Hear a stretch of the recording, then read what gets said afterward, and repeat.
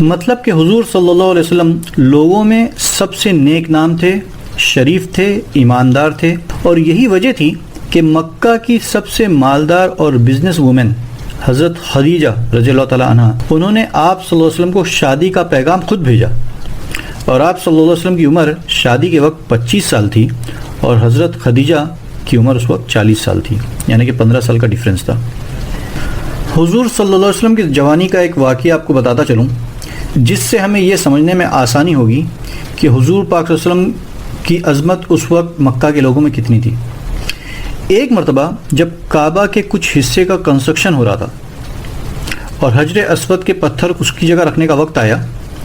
حجر اسود اس پتھر کو کہتے ہیں جو آدم علیہ السلام کے ساتھ جنت سے بھیجا گیا اور اسے کعبہ کے ایک کونے میں لگایا گیا تھا۔ تو جب کنسٹرکشن ہو رہا تھا تو شاید نکال کے رکھ دیا گیا ہوگا، اور جب اس کو واپس دوبارہ لگانے کا وقت آیا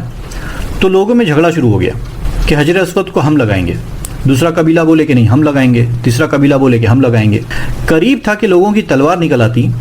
ہر قبیلہ چاہ رہا تھا کہ اس مبارک پتھر کو کعبہ میں دوبارہ لگانے کی خوش نصیبی اسی کے حصے میں آئے۔ ایک بزرگ نے مشورہ دیا کہ ایک کام کرتے ہیں، کل صبح جو بھی کعبہ میں سب سے پہلے آئے گا وہ اس پتھر کو لگائے گا۔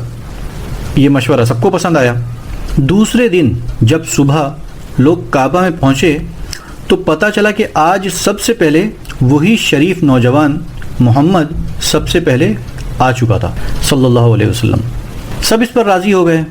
کہ محمد اس پتھر کو لگا دیں، ہمیں کوئی اعتراض نہیں صلی اللہ علیہ وسلم پر۔ محمد صلی اللہ علیہ وسلم کے اخلاق دیکھیے اور دانشمندی دیکھیے کہ محمد صلی اللہ علیہ وسلم نے ایک چادر منگوائی اور چاروں بڑے قبیلوں کے بڑے سرداروں کو اس چادر کا ایک ایک کونا پکڑنے کو کہا۔ حجر اسود کا جو پتھر تھا اس چادر پر رکھا گیا اور سارے سرداروں نے مل کر اس چادر کو اٹھایا اور کعبہ کے قریب اس جگہ لے آئے جہاں اس پتھر کو لگانا تھا۔ پھر محمد صلی اللہ علیہ وسلم نے اپنے ہاتھوں سے اس کو اس کی جگہ پر لگا دیا، پتھر بھی لگ گیا اور ہر قبیلہ خوش ہو گیا کہ ہم سب نے مل کر لگایا، مطلب کہ یہ مبارک کام ہم سب نے مل کر کیا۔ یہ واقعہ حضور صلی اللہ علیہ وسلم کی جوانی کے وقت کا ہے، نبی بننے سے بہت پہلے کا۔ تو دوستوں، غریبوں کی، ضرورت مندوں کی مدد کرنا، کسی کا بازار لانا ہو، کسی کی کوئی مدد کرنی ہو، کسی کو اپنی امانت رکھوانی ہو، کسی کو کوئی کام پڑ جائے، محمد صلی اللہ علیہ وسلم ہمیشہ آگے آگے رہتے تھے۔ لوگ اپنی قیمتی امانتیں محمد صلی اللہ علیہ وسلم کے پاس ہی رکھواتے تھے۔ مکہ کے ہر ایک کو یقین تھا کہ ان سے زیادہ امانت دار انسان پورے عرب میں کوئی نہیں ہے، اور یہ بات صرف نبی بننے سے پہلے تک نہیں تھی، بلکہ نبی بننے کے بعد بھی وہ لوگ جو بھلے ہی حضور کو نبی نہ مانتے ہوں، بھلے ہی مکہ کے مشرکین کے ساتھ ہوں، اس کے باوجود بھی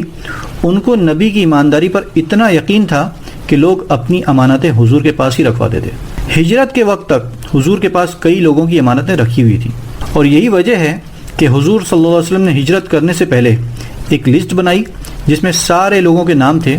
اور وہ لسٹ اور امانتیں حضرت علی رضی اللہ عنہ کو دیں کہ سب کی امانتیں ان کے مالکوں تک پہنچا دینا، اور اپنے بستر پر حضرت علی کو چھوڑ کر مکہ سے مدینہ روانہ ہو گئے۔ دوستو، انسان ایسا ہو کہ دشمن بھی تعریف کرے۔ نبی صلی اللہ علیہ وسلم کی سوشل لائف کیسی تھی؟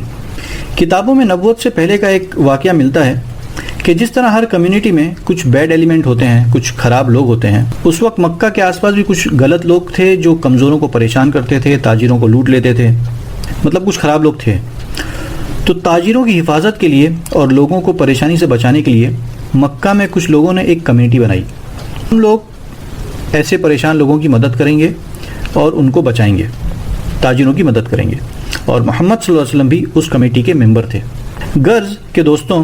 نبی بننے سے پہلے سے ہی محمد صلی اللہ علیہ وسلم اپنے اچھے اخلاق سے بہت مشہور تھے، اور دنیا کے جن جن مشہور لوگوں نے ایمانداری سے پروفٹ محمد صلی اللہ علیہ وسلم کی زندگی کو پڑھا ہے، وہ حضور کی تعریف کیے بغیر نہیں رہ سکے۔